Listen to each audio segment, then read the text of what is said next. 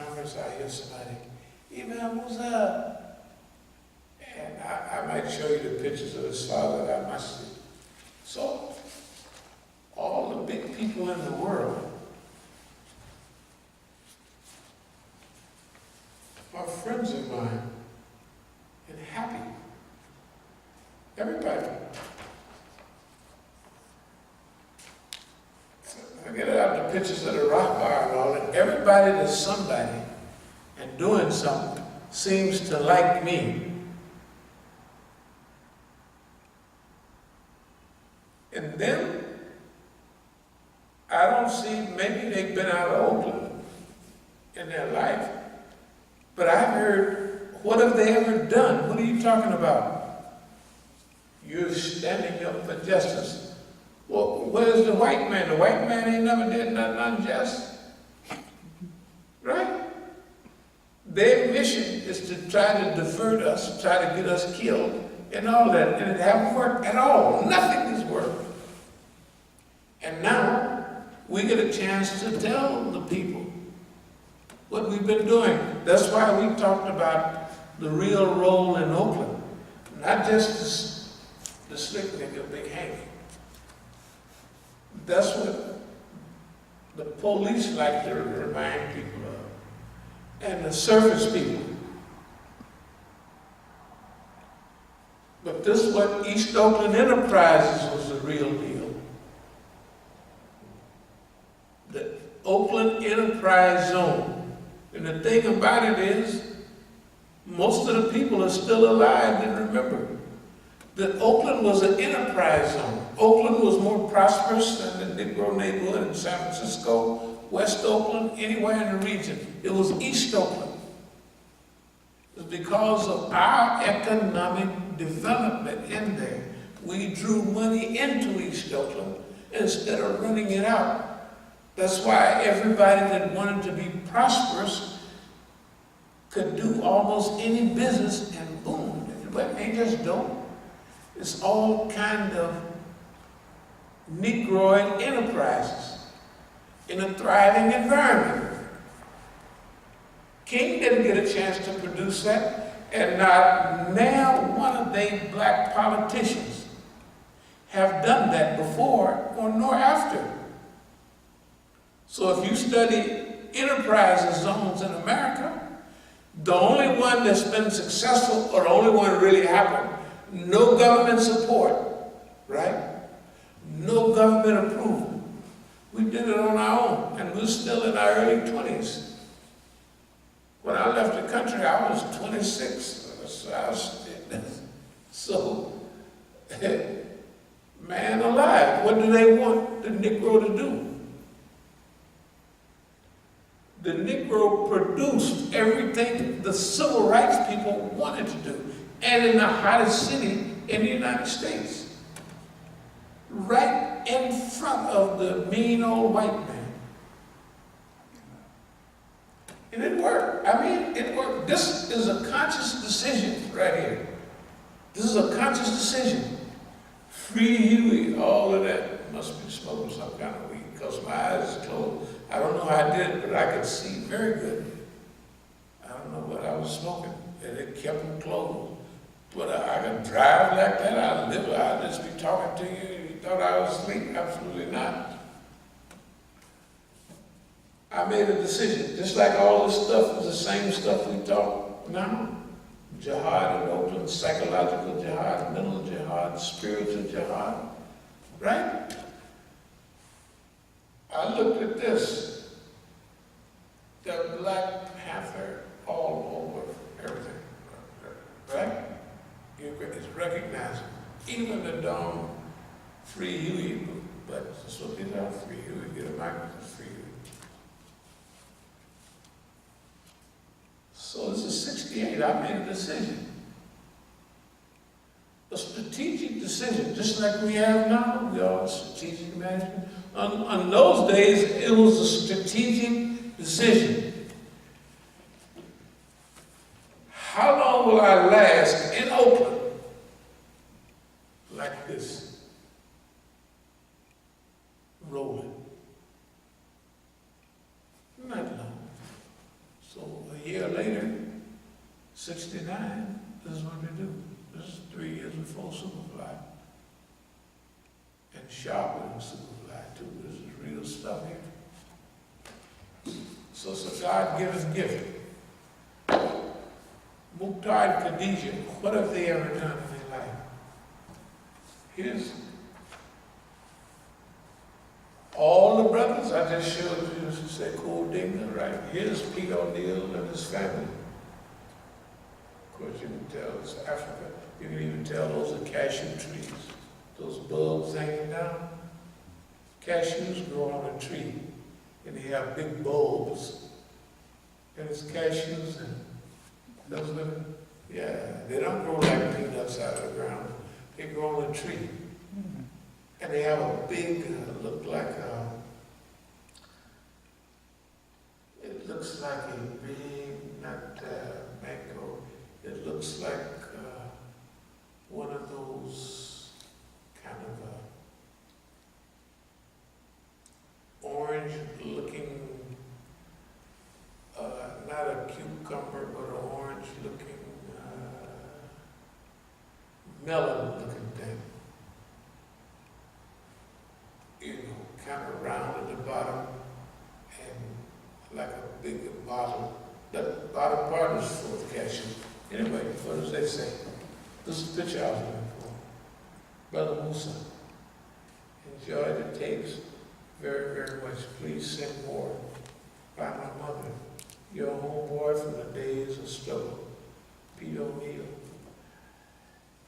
Now, if I was a snitch or a tattletale or I got the brothers killed, do you think he would have me send something to his mama? You see how crazy these people are? Thank God they opened their mouth. And from from the calls I had today, they're going to keep on. And now, after a while, I'm going to be next week. I mean, when I come back, I'm going to be bragging because they're going to force me. I get a chance to tell the story. Like, I ain't never said nothing about none of this.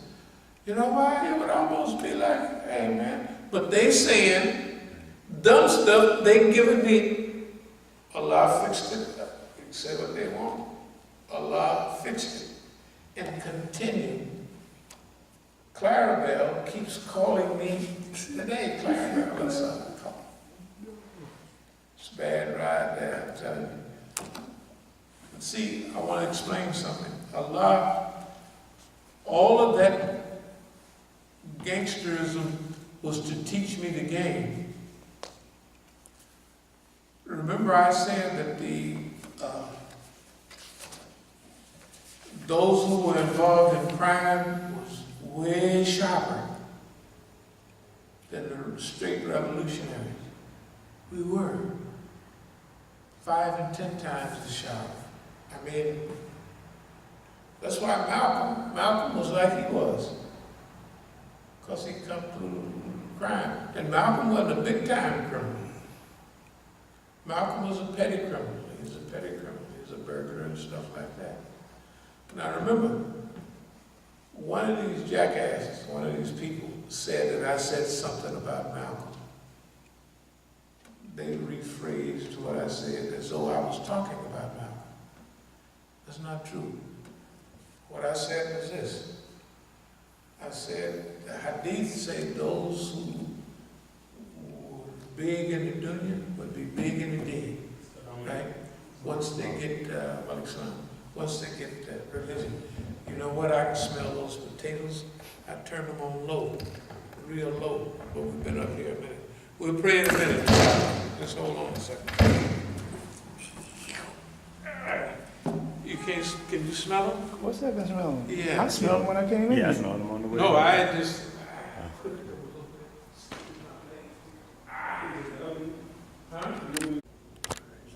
Okay. Bismillahirrahmanirrahim for part 2. To wrap up, where we're coming from this evening is we'll start the movement.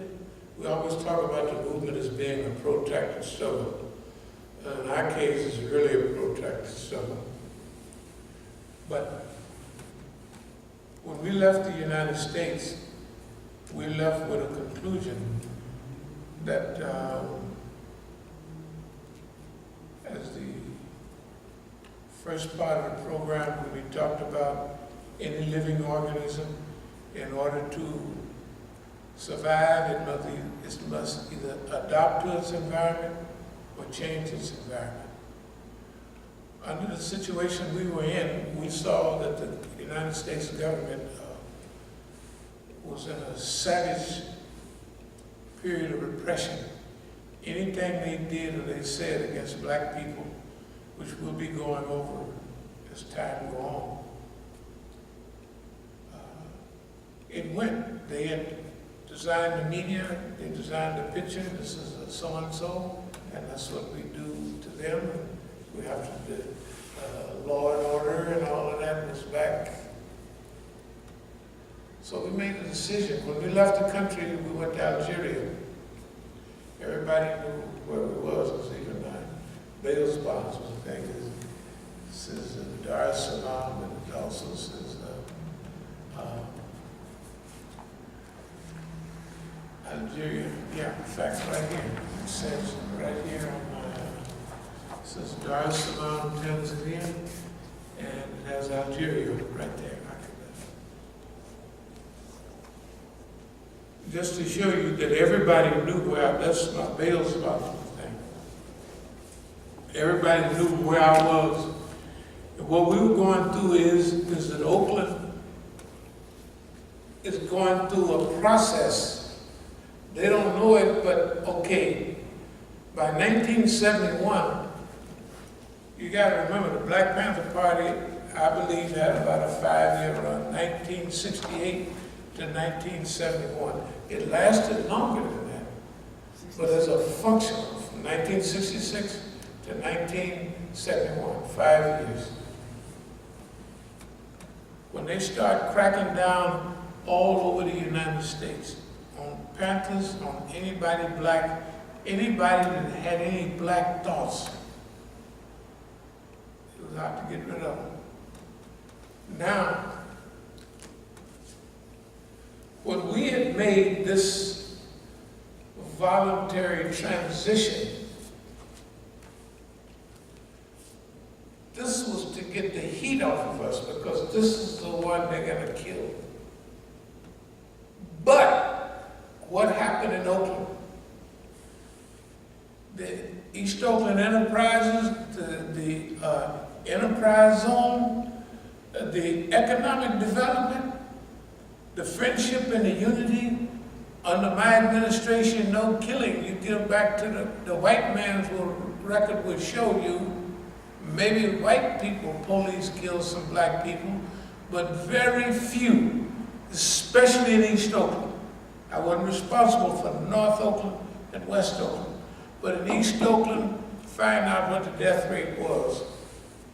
Everybody was too busy liking each other, making money, and my job was to keep down fitna.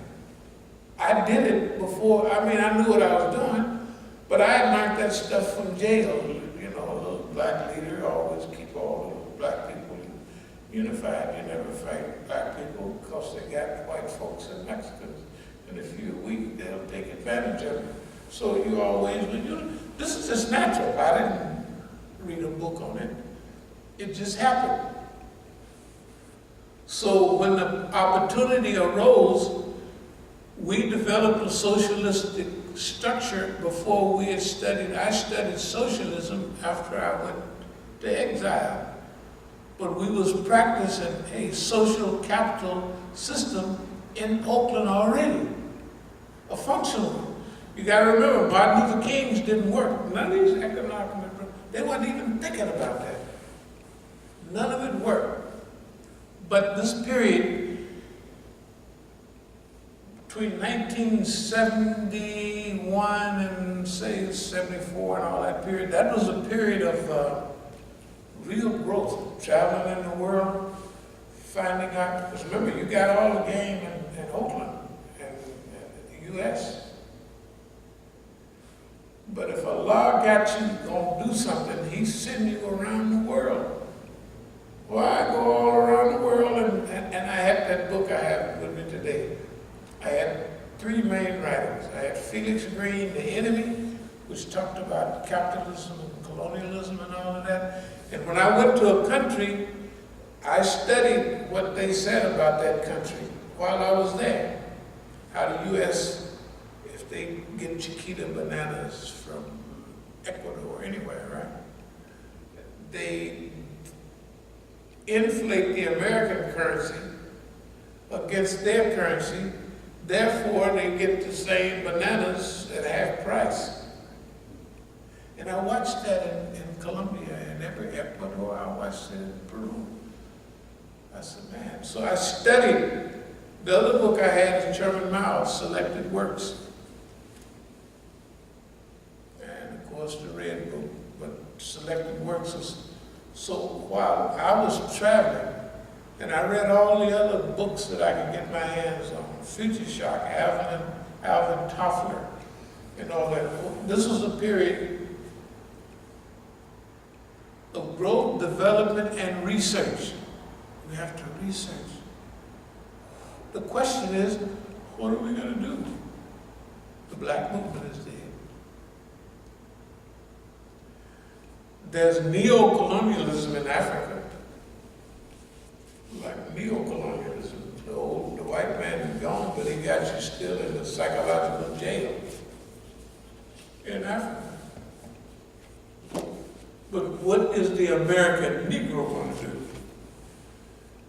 Okay. For me, that was a period of, it wasn't instability, but it was, what do we do now? You know, you have to answer that question. Now, a revolutionary has to say, now that stage of the rebellion is over. Now, what are we going to do? Now, the other problem is, nobody wants to be involved. Like we said, whether it was Huey, Eldridge, all of them walked up to the door of freedom and turned around. They quit. Or they accepted peanuts.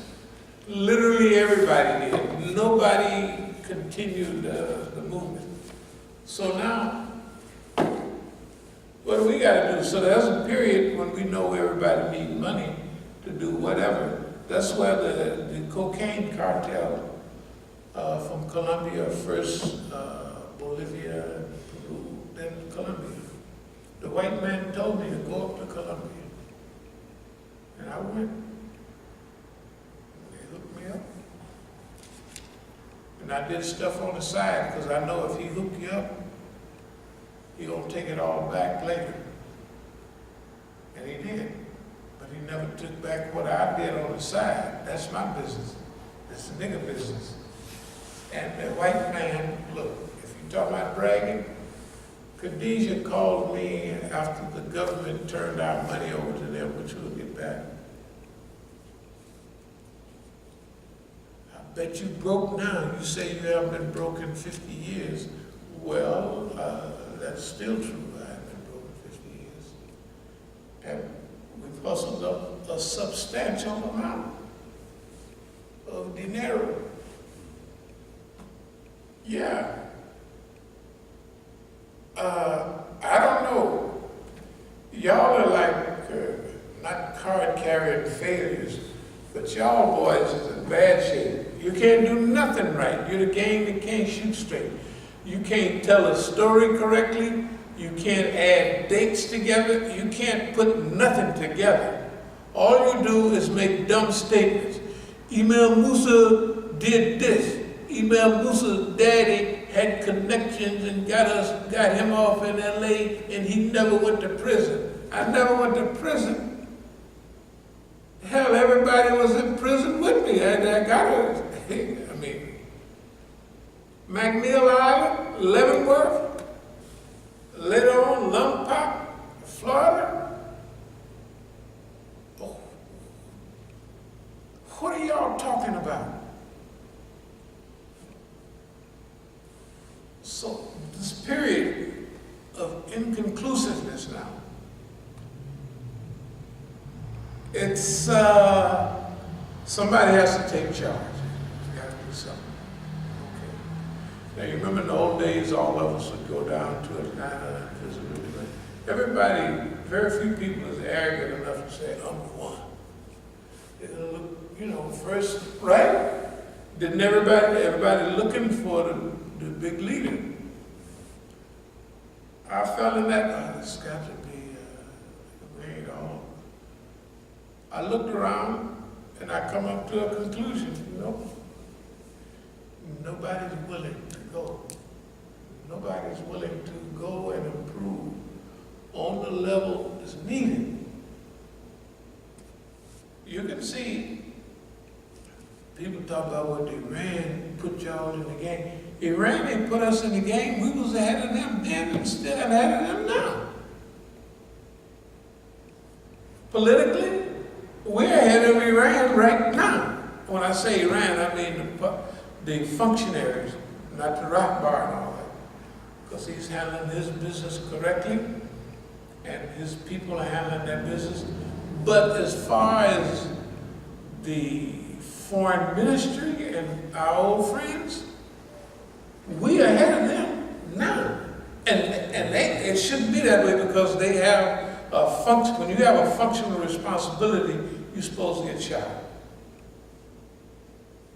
When they mention Zarif in the news, Right. you know what they always say? What's that? He was U.S. educated. They always put that in parentheses. Yeah, he's U.S. educated and he's a nice guy, but he's learning. You know, they're not government agents or anything. They just were misinformed. They get in the game. The white man gonna teach you who he is. He ain't gonna, you ain't gonna, that's why we don't jump up and down. We said, don't worry. Boss man gonna hook you up. You'll be on the road. You'll be straight. But now, after that period of, let's call it wandering in the wilderness, what do we do? And then we come to Islam. We come back to that Nation of Islam stuff. But the chief, alhamdulillah, flipped over, and in 74, 75, when the lamb passed away, then we kept on going because he was going too slow. He was going too slow for what was needed. So we kept right on going. So then we said, well, if they won't do it, we'll do it ourselves. That's where that comes from. So it's not from any arrogance, it's just that we saw a job that had to be done, and we've been doing it. We've been doing it ever since. When we opened our Masjid in Oakland, we were a worldwide phenomenon right away because we was worldwide niggas. That's why whether it's Syria, it don't make the difference of subject. We was trained, you slowish type people. You never was involved in nothing. That's why you don't know nothing. And I'm not saying that bad, I'm saying that you always had a salary, you was always under somebody else, right? And look who you are under. You were under Abdul Malik, people like that. Abdul Malik was almost a teenager. Abdul Malik went to school in San Francisco. Where is he going to learn anything about rebellion? Where is he going to learn discipline, self-control? Where are you going to learn to look the white man and say, look, cracker, this is how this is going, whether you like it or not. People are not made like that. You got to live it. You got to live it. And until you live it, you ain't got it. I mean, it don't come other ways. I'm sorry, I don't think it do. It maybe. But you got to face serious possibilities of hurt, destruction, death, and all of that. And the more you face it, pretty soon it ain't nothing anymore. That's the way the system is.